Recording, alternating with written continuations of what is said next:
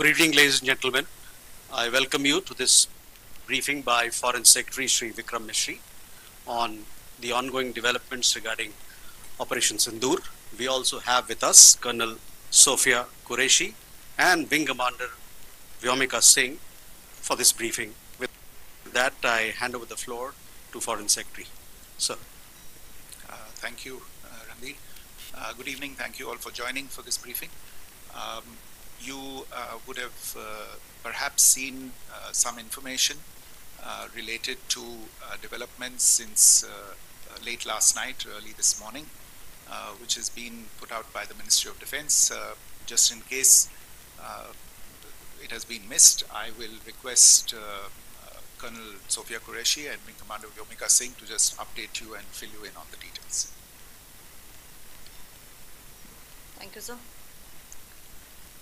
Operation Sindoor पर 7 मई 2025 को हुई प्रेस कॉन्फ्रेंस के दौरान भारत ने अपनी प्रतिक्रिया को केंद्रित, संतुलित और गैर उत्तेजक बताया था। यह विशेष रूप से स्पष्ट किया गया था कि पाकिस्तानी सैन्य ठिकानों को निशाना नहीं बनाया गया। साथ ही दोहराया गया कि भारत में किसी भी सैन्य लक्ष्य पर हमले का उचित जवाब दिया जाएगा। 7 से 8 मई 2025 की रात को पाकिस्तान ने उत्तरी और पश्चिमी भारत में स्थित कई सैन्य ठिकानों को जैसे कि अवंतीपुरा, श्रीनगर, जम्मू, पठानकोट, अमृतसर, कपूरथला, जालंधर, लुधियाना, आदमपुर, भटिंडा, चंडीगढ़, नाल, फलौदी, उत्तरलाई और भुज पर ड्रोन और मिसाइलों से हमला करने का प्रयास किया। इन हमलों को इंटीग्रेटेड काउंटर यूएस ग्रिड और वायु रक्षा प्रणालियों द्वारा निष्क्रिय कर दिया गया। इन हमलों का मलबा कई स्थानों से बरामद हुआ, जो कि पाकिस्तानी हमलों का प्रमाण है।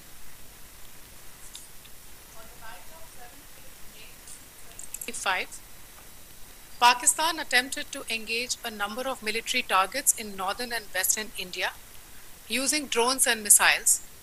These places included Avantipura, Srinagar, Jammu, Pathankot, Amritsar, Kapurthala, Nal, Jalandhar, Ludhiana, Adampur, Bhatinda, Chandigarh, Falodi, Uttarlai and Bhuj.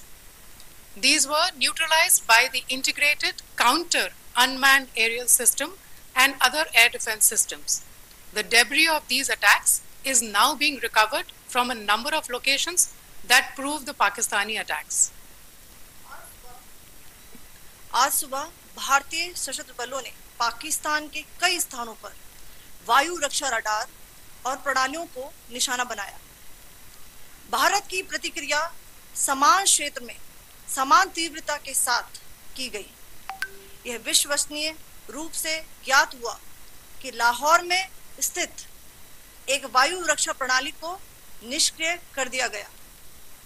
Today morning, Indian Armed Forces targeted air defense radars and systems at a number of locations in Pakistan.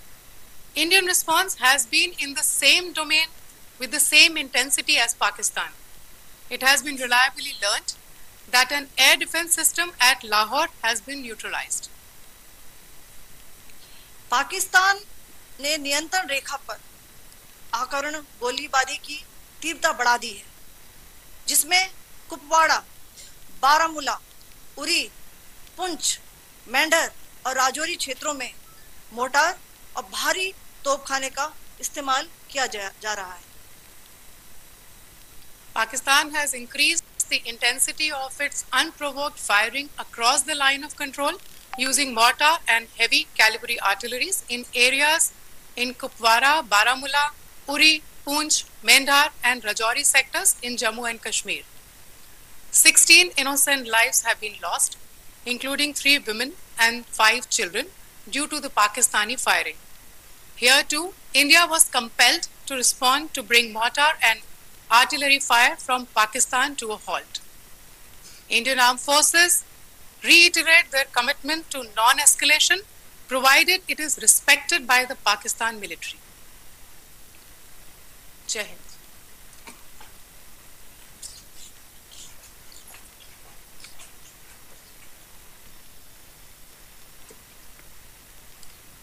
Thank you.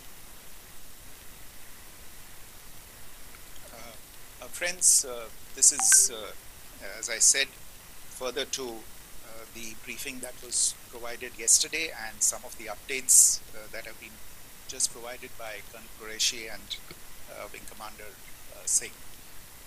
I thought that we would just put some of the aspects related to the events that started on 22nd April with the barbaric terror attack in Pahalgam into further context, because there is a certain amount of commentary that has happened with regard to the events since then. And more than the commentary, there has been a lot of disinformation that has been directed at us from across the border. So a few things that I would like you to keep in mind. First of all, there is mention on all sides of escalation. I think the first point that you have to keep in mind is the attack of 22nd April in Pahalgam is the original escalation. ये जो सिलसिला है जो हम देख रहे हैं आज की घटनाओं को लेके, ये 22 अप्रैल के पहलगाम के हमले से शुरू हुआ है. एस्केलेशन वहाँ पे हुआ है और उस एस्केलेशन का जवाब भारतीय सेना ने, भारतीय फौज ने कल अपने एक्शन से दिया है. Secondly, I want to invite your attention to the involvement of the group calling itself the Resistance Front in these attacks. I pointed this out yesterday that this is a group that is a known front for the well-known Pakistan-based terrorist organization Lashkar-e-Taiba. The group has been reported earlier. I mentioned to you about the Indian authorities providing information to the UN 1267 Sanctions Monitoring Committee. In fact, we are going to be meeting with the team again very soon, and we will be providing an update to the information that we have provided earlier. But what is interesting, दिलचस्प बात यह है कि संयुक्त राष्ट्र की सुरक्षा समिति में जब पहलगाम के हमले को लेके एक प्रेस वक्तव्य जारी करने की बात चल रही थी, तो आप सोचिए किस देश ने टीआरएफ का, द रेजिस्टेंस फ्रंट का उसमें मेंशन किया जाना, उसको अपोज किया, पाकिस्तान ने. This was after the fact that the TRF claimed responsibility for this attack not once but twice, within a few hours after the incident on the 22nd of April, and then again on the morning of 23rd April. And it is perhaps only after the full gravity of the incident was realized by its masters and handlers across the border that it was managed to back off from this claim. Obviously, that retraction doesn't convince anybody. तीसरी चीज जो मैं आपसे कहना चाह रहा था, और कर्नल कुरैशी और विंग कमांडर सिंह ने कल भी बड़े स्पष्ट शब्दों में और आज भी आपसे ये बात साझा की है. जो भारतीय रिस्पॉन्स है वो नॉन एस्केलेटरी है, प्रिसाइज है, सटीक है, मेजर्ड है और कंसिडर्ड है. Our intention has not been to escalate matters. We are only responding to the original escalation, as I said, and our response has been targeted, precise, controlled and measured. Only military, no military targets have been selected. Only terrorist infrastructure in Pakistan has been hit. Now, there are, as I said, a number of issues that have been raised in commentaries, and there's a lot of, as I said, unfounded disinformation and fabrication that has come from across the border. And I would just like to use this opportunity to set the record straight on some of these issues. The first of these is Pakistan trying to wash its hands off any and all involvement with terrorism. I think the Pakistani information minister said there are no terrorists in Pakistan. And I think he was challenged on that in the television program that he was appearing on. But even if I partially repeat myself from yesterday, I think Pakistan's reputation as the epicenter of global terrorism is rooted in a number of instances where concrete evidence is available, not just to India, but to governments and authorities and agencies around the world. There are several terrorist attacks around the world where Pakistani fingerprints have been found. I don't need to belabor the point with regard to this audience about where Osama bin Laden was found and who called him a martyr. Pakistan has also for decades pursued cross-border terrorism into India with impunity, and as I said yesterday also, in order to deliberately mislead the international community, they claimed that the terrorist Sajid Mir was dead. They came under pressure, and Sajid Mir was then brought back to life, arrested, and is now apparently in Pakistani custody. Pakistan is also home to a very large number of UN proscribed as well as UN proscribed terrorists, as well as terrorists proscribed by a number of other governments in the world, including, of course, the Lashkar-e-Taiba and the Jaish-e-Mohammed, as well as their leaders, Masood Azhar and Hafiz Mohammed Saeed. आपने देखा होगा हाल ही में पिछले ही कुछ दिनों में पाकिस्तान के रक्षा मंत्री और उनके पूर्व विदेश मंत्री दोनों ने इस बात को माना है कि पाकिस्तान का ऐसे ग्रुप्स के साथ जो रिश्ता है वो क्या रहा है. Both the defense minister and the former foreign minister of Pakistan, I think they've done a more eloquent job of this than I could ever do in terms of describing their country's implication in international terrorism and their involvement in housing these kinds of groups.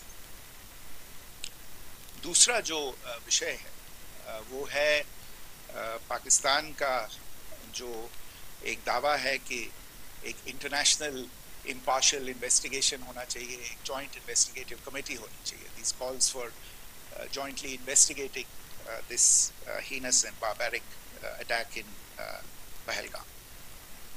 Again, I think you know the history well on this. You know the track record well, and it is not a bright track record insofar as Pakistan is concerned.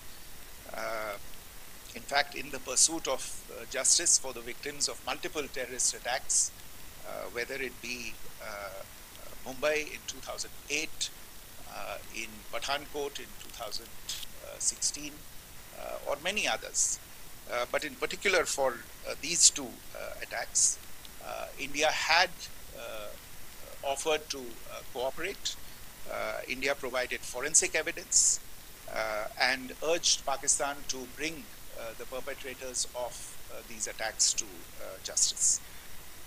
We, in particular with regard to the Mumbai attacks of 2008, where a Pakistani Lashkar-e-Taiba terrorist was captured alive, India provided extensive information and evidence related to the involvement of Pakistani terrorists in this attack.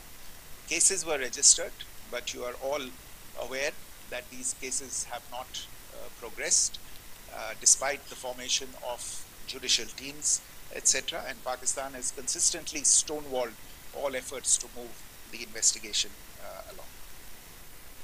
In fact, with regard to the Pathankot attack as well, a joint investigative team was formed. We gave access, unprecedented access, I should say, to Pakistani team to the site of the attack. Details of call records data and DNA, etc., were shared with Pakistan. We had shared with them details related that we had been able to access to the addresses of terrorists. We presented evidence against the office bearers of Jaish-e-Mohammed who had conspired in the attack, and the handlers of the terrorists who facilitated them and guided them in. But there has been no movement on this. So in all of this, I think the experience has not been positive, and it certainly doesn't give us the confidence now to take at face value Pakistani assertions of wishing to participate in a joint investigation. These are just delaying tactics. These are just stonewalling tactics. And in fact, there is reason to believe that Pakistan uses the evidence that we provide only to cover its tracks and, in fact, defend the terrorists who we are looking for and obstruct the path of investigation. A third point that I wanted to address was the claim that only civilians were killed in the strikes on the 7th of May. We have made the point very clearly that all attacks on the morning of 7th May were against carefully selected terrorist infrastructure, terrorist targets. It is not clear to us, in fact, seeing some of the coverage of the after effects of these strikes, including the funerals for the terrorists that were held yesterday. I think a lot of you have seen the reports and the coverage on media. If only civilians, if any civilians were killed in these attacks, I wonder what message this picture actually sends to all of you. This is a question that is worth asking. It's also odd that the funerals of civilians are carried out with the coffins being draped in Pakistani flags and state honors being accorded. As far as we are concerned, the individuals eliminated at these facilities were terrorists. Giving terrorist state funerals may be a practice in Pakistan. Doesn't seem to make much sense to us. Pakistan has also claimed that India deliberately attacked religious sites.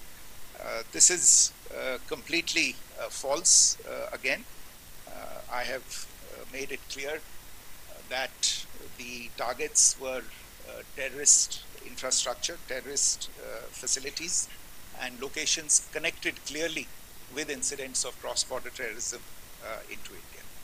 And it is in fact Pakistan that is misusing religious sites as a cover to in fact radicalize, direct and indoctrinate and train terrorists. In fact, contrary to what Pakistan is claiming, yesterday Pakistan launched a targeted attack on the Sikh community in the state of Jammu and Kashmir, hitting Gurdwara in Poonch and the homes of Sikh community members, which came under attack. And we know that at least 3 individuals were killed in that particular attack.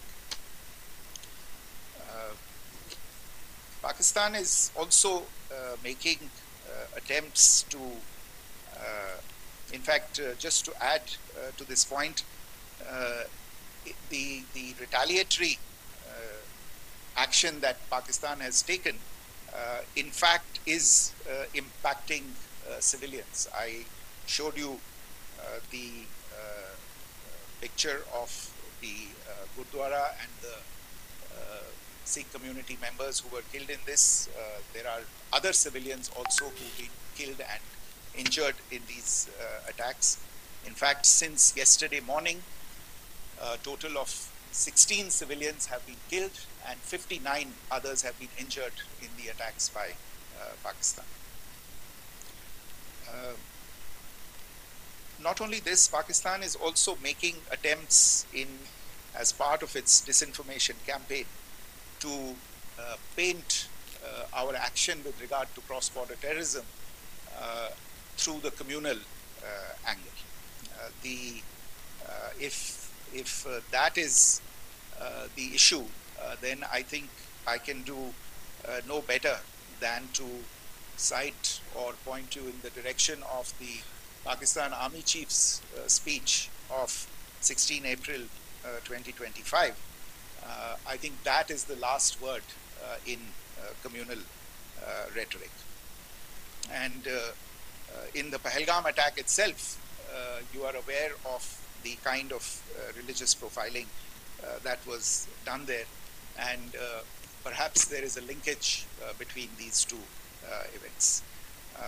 I can only say that these nefarious designs will not be allowed to succeed in India.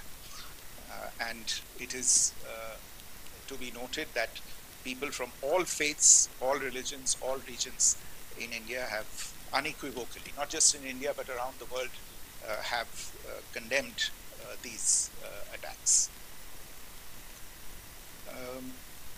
The Pakistani claims of now responding to India's strikes of the 7th of May. As I said right at the outset, it is India which is responding. The original escalation was by Pakistan on the 22nd of April. We are the ones who are responding to that escalation with the action that was taken yesterday morning. And again, I would like to emphasize that the action was restrained. It was directed towards non-civilian, non-military targets and confined to terrorist camps. And again, as we have been saying since yesterday, any further action by Pakistan, some of which we are seeing today, is nothing but escalation by Pakistan now once again, and will be responded to and is being responded to appropriately. One point that I wanted to also address was the allegations to the targeting of a dam, the Neelam Jhelum project in Pakistan-occupied Kashmir. I want to say that this is an absolute and complete fabrication and a blatant lie. India has targeted only and only terrorist infrastructure, and the details of that terrorist infrastructure, together with the locations, were shared with you yesterday by Colonel Qureshi and Wing Commander Singh. I should note that if this kind of a claim is a pretext for targeting Indian infrastructure of a similar nature, Pakistan will be entirely responsible for the consequences that will undoubtedly follow. Finally, I want to address some issues that have been raised related to the Indus Waters Treaty and the disinformation that has been raised in regard to that as well. The fact is that there have been fundamental changes in the circumstances in which the Indus Waters Treaty was concluded, and they call for a reassessment of the obligations under the treaty.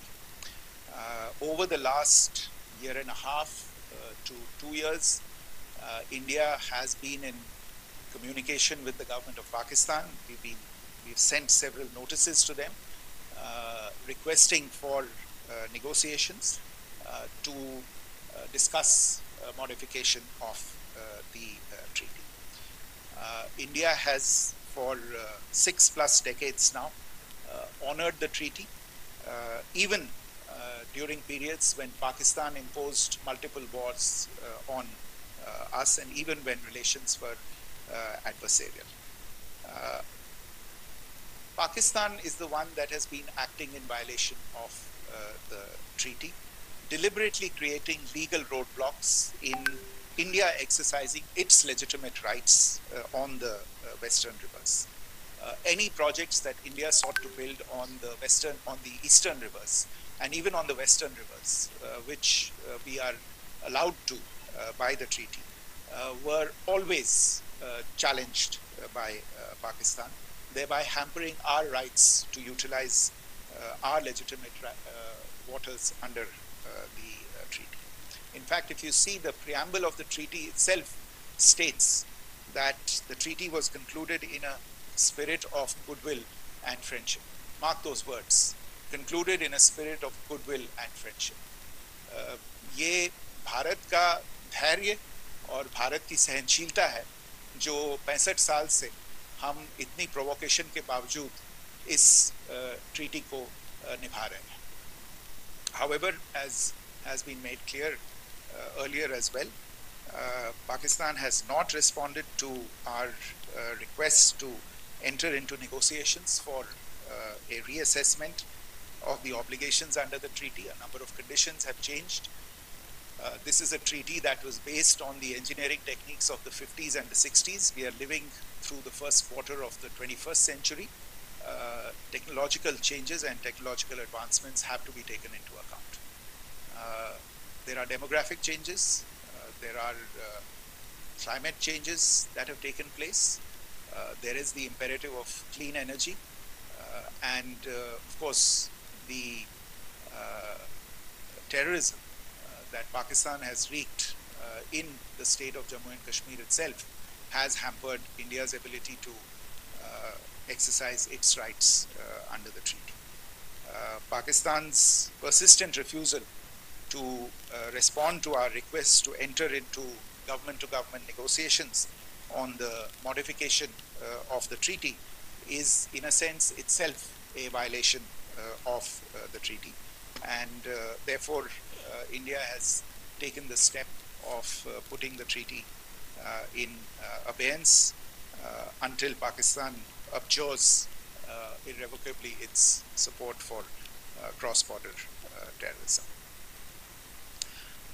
Maybe I'll stop there. I mentioned earlier yesterday as well that this is an evolving situation. I would therefore ask all of you to be considerate and restrained. It will not be possible for us or my colleagues from the armed forces to share operational details at this point in time.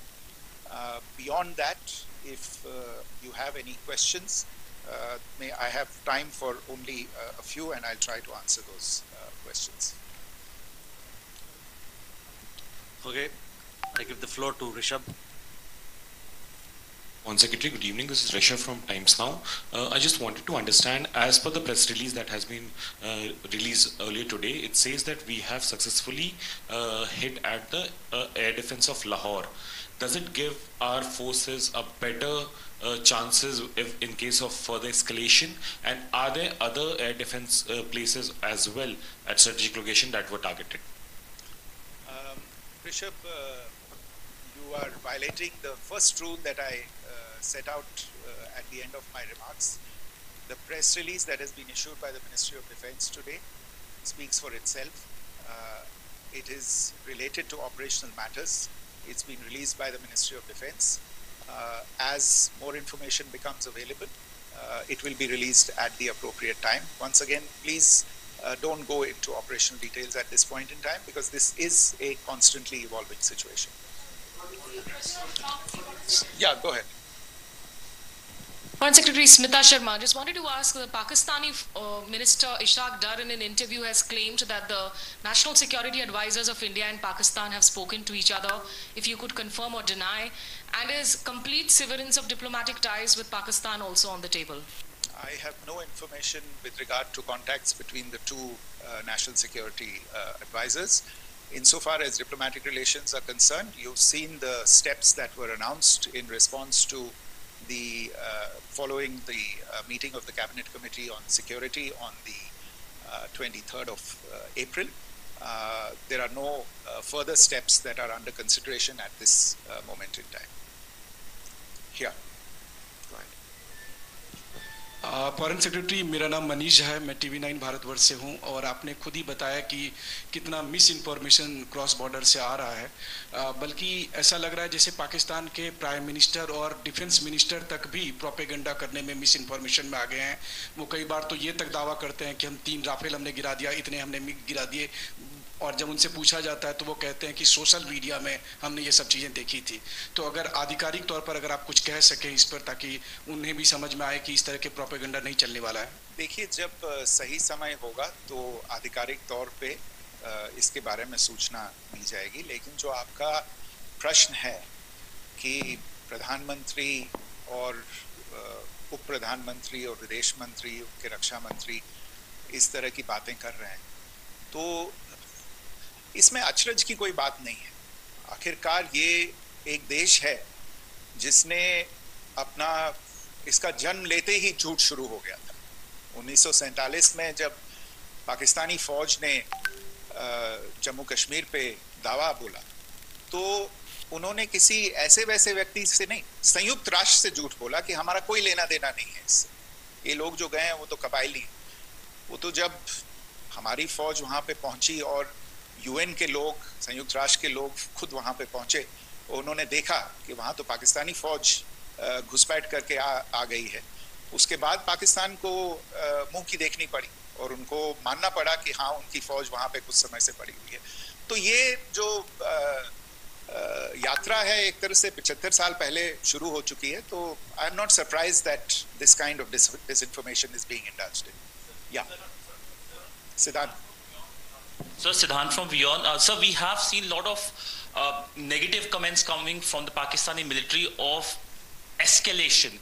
If tomorrow there is an escalation, there are strikes, we know one attempt has been thwarted, what will be the Indian response to those attempts of creating more escalation? Because it is looking like it's going towards more escalation. And my second question is, are any other world powers, essentially the P5 countries, the West Asian countries, reaching out to de-escalate the current situation?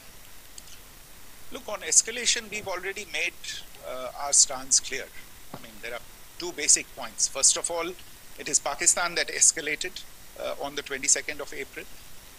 We are only responding to that escalation. And then what we have said yesterday and what my colleagues have said today, that now if there is an attempt at further escalation by Pakistan, it will be responded to in an appropriate domain. And therefore, the choice is entirely that of Pakistan to make. As to your second question, I don't think I can do better than to point you in the direction of the statements that are being made from practically every chancellery in the world and the sentiment that they are carrying. That sentiment essentially, and for the major portion, is support for the government of India in the context of the condemnation of the terrorist attack in Pahalgam on the 22nd of April. There is wide recognition of the government of India's right to respond to these attacks in self-defense, and of course a desire to ensure that there is not further escalation. I think these statements speak for themselves. Yeah. Sir, this is Mosami from India Today. Now, in the all-party meeting, we have learned that the defense minister has said that, in the operations in Sindoor, almost 100 terrorists were killed. Would we have any details about what is the number like, and also about if there were any big faces, masterminds, terrorist masterminds who were in fact killed? There is also a report that Masood Azhar's family's 10 members have been killed, and Rauf Asghar, who was actually the mastermind of Pulwama, he's also been badly, severely injured. I don't have information at this point in time to share with you on these issues. But as I said, I think, there is so much information out there on television, in the news media, in social media, that it sometimes looks like a long time has passed since this. Please understand that slightly over 36 hours only have passed since this operation was undertaken. Let's have some patience. Information will come out. It will be shared in due time. Shudi. Thank you, Foreign Secretary. Shudi Ranjan from Bloomberg. Sir, could you give us any understanding whether India has moved the IMF or the World Bank to kind of, sensitize them about the the bailout that Pakistan has, and the kind of stuff that the Pakistan government is doing? Look, we have an executive director at the IMF. Tomorrow there is a meeting of the board of the IMF, and I'm sure that our executive director will put forward India's position. The decisions of the board are a different matter. You know the process through which they are made. But I think the case with regard to Pakistan should be self-evident to those people who generously open their pockets to bail out this country. And since you are from Bloomberg, I think you would have the data on how many IMF bailout programs have been, very good, thank you, have been sanctioned in the space of the last 3 decades. And I think you would also have an idea of how many of those programs have actually reached successful conclusion. Probably not many. So I think this is a decision that board members have to take by looking deep within themselves and looking at the facts. So we can, one last question, sir. Yeah. One last question. Foreign Secretary, I'm Siddhant from CNN News 18. I would like to know, since it's an opportunity to speak to you, I would like to know the response coming from United States since last 3 weeks. Saudi Arabia, Qatar. In fact, Prime Minister Modi spoke to Qatar before the strikes that evening. Perhaps how do you read the support coming from these countries? Perhaps traditionally they were seen on the other side. This time around, their statements are strong worded. In fact, India-Saudi joint statement also had a very strong condemnation, strong worded condemnation. United States at all level have condemned the attack and have extended support. In fact, Saudi Deputy Foreign Minister is in India. He just met EMS Jaishankar. Also, if you could shed some light on his visit, his meeting with EMS Jaishankar. In fact, we have also been told that he met Prime Minister Modi. Thank you. Look, all the countries that you named and many others, we have been in touch with them. The Prime Minister has spoken to a large number of world leaders. A large number of world leaders have called him, as have called the External Affairs Minister. As we speak, there are conversations going on today as well with world leaders. And your assessment or conclusion of the general tenor of these messages is very much on point. And I think this is a recognition of the fact, firstly, of the barbaric nature, the unprecedented nature and character and features of the attack in Pahalgam, and a recognition of India's right to respond to this, and also a recognition of the fact that in responding, we have been nothing but responsible, and have done so in a restrained, in a measured, and in a non-escalatory manner. I think that counts for something. People have taken that into account, and that is what is explaining the kinds of reactions that we are seeing. And we appreciate the sentiments and the statements that have been made by the vast majority of world leaders. Yes, the Saudi Minister of State for Foreign Affairs is in Delhi. He had a meeting with the External Affairs Minister earlier today. I don't have further details at this moment, but if there are details, the ministry will share them at some point with you. Thank you. I think that's all we have time for today. We'll join you again soon. Thank you all. Thank you.